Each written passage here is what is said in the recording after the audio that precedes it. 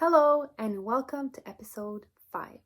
My name is Stephanie Oliver, Lean Coach at Statistics Canada, and today we are talking about focus. We've been doing some group management lean coaching with some of the senior leaders in our organization, and recently we've been talking about setting and maintaining limits throughout our day in order to achieve a better flow. Now this goes for individual flow, team flow, as well as process flow. Remember that in lean, we want to be able to flow more value to clients and achieve an easier, faster, and cheaper flow. Cheaper in terms of energy and effort that we put into work. Now, what I would like you to do right now is just stop what you're doing. Right now, just stop. Don't touch anything. Don't touch your keyboard, your phone. Just stop and look at the video. The first limit we need to set and practice maintaining is our focus. This has a direct correlation with respect for people. Think about your last video conference call. Do you remember at least 3 things that was discussed, decided, or shared? What about your other conference calls for the rest of the day or throughout your week? Today's challenge is to listen with open eyes, ears, mind, and heart, and resist the urge to do something else other than focus. Don't do anything else, just focus. You see, it's been scientifically proven that it is impossible to multitask and be productive. A quick Google search will prove it, but let's look at some data. Studies have found that multitasking reduces your productivity by 40%. Context switching causes more errors due to insufficient attention.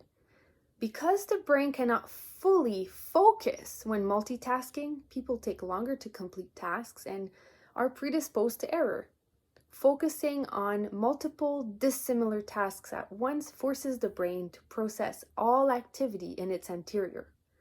Though the brain is complex and can perform a myriad of tasks, it cannot multitask well.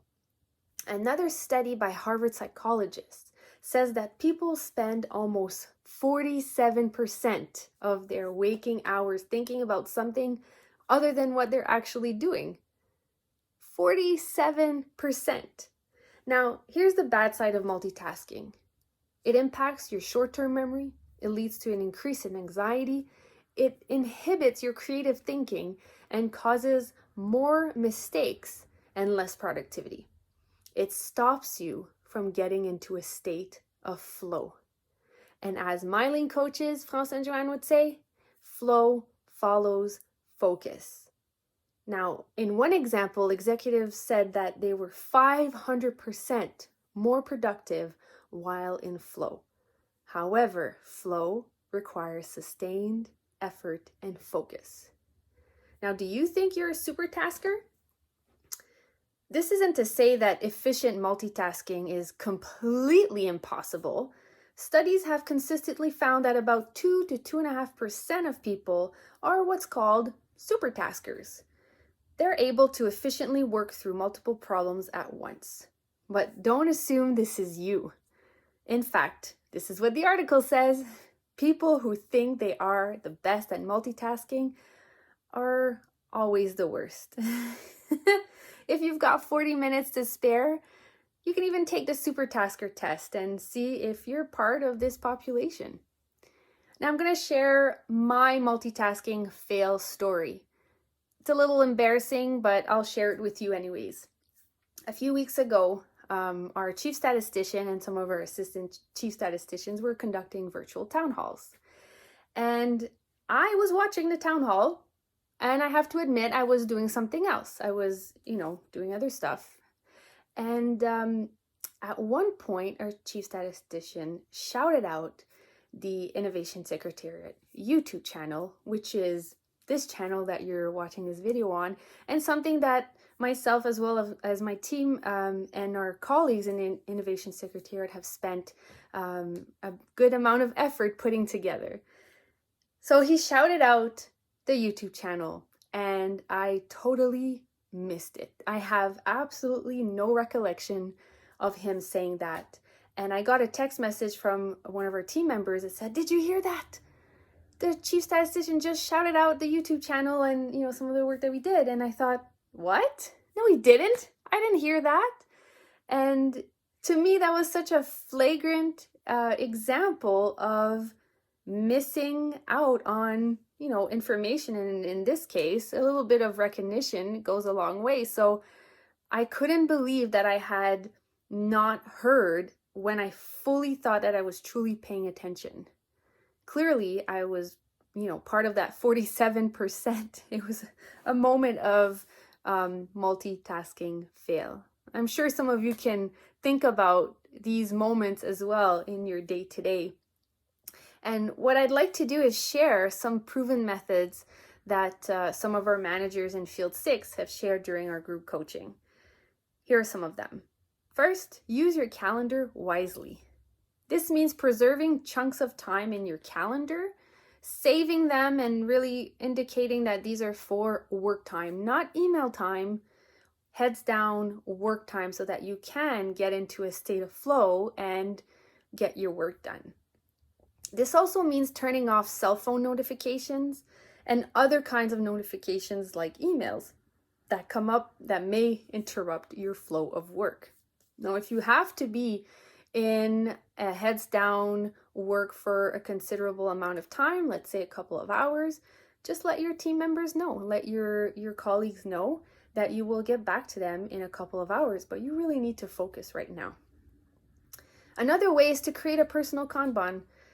This is something that you can refer back to episode 2 of this YouTube channel and check out how to create your own personal Kanban to be able to focus on the right thing at the right time.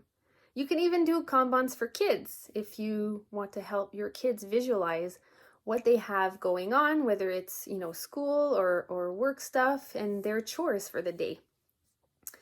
You can also do a daily brain dump. Now, this can be done either first thing in the morning as you're starting work, or at the end of the day, do a brain dump, empty your mind of everything that's going on, all of the different tasks, to help you prioritize and, again, focus on the right thing at the right time. And most importantly, practice, practice, practice. Focusing takes a lot of practice and discipline. It's resisting the urge to think about something else and do something else while you give your full attention to what and who is in front of you. Now, our manager shared this, that focus is a skill we have to practice to be good at. She practices it by playing music. When she doesn't focus, it sounds bad. And by doing yoga. When she doesn't focus, she might get hurt.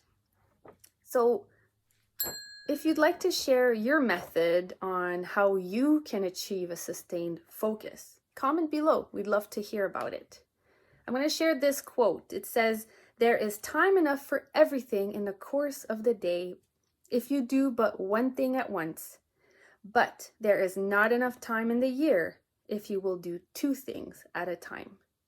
In essence, the more we multitask, the less we are able to accomplish because we slowly lose our ability to focus enough to learn. Now, I would invite you to reflect as you answer the following questions. Make sure you get a piece of paper and write your answers down. In order for work to flow and for your day to flow, you can only take on within your capacity. Do you know what your capacity is? How much can you realistically take on during an average day? Do you ever find yourself at a meeting doing something else? If so, reflect on why you're there. Are you contributing? Are you learning? Do you have to report back? Resist the urge to do something else and give your full attention to the moment.